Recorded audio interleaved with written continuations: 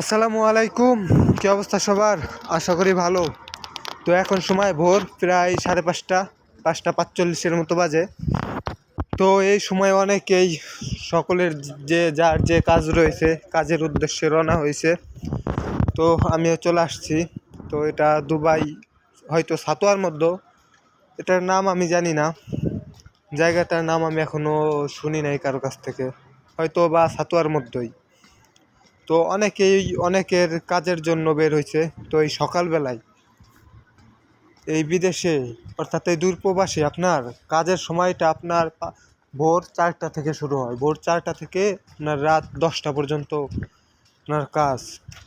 যদি আপনি কোনো জায়গা, কোনো কোম্পানি বা যেই কাজই করেন, এই পর্যন্তই আপনার কাজের একটা লিমিট। আর এরপরে যা হবে সেটা হয়তো আপনার নাইট ডিউটি বা অন্য হিসাবে, ওভার টাইম হিসাবে গণ্য করা হবে। তো কত সকালে এই ঘুম থেকে উঠে কাজ করতে হয়, তাও প্রতিদিন। সপ্তাহে হয়তো যাদের ছুটি আছে একটা দিন ছুটি পায়, যাদের ছুটি নাই তাদের একদিনও ছুটি নাই।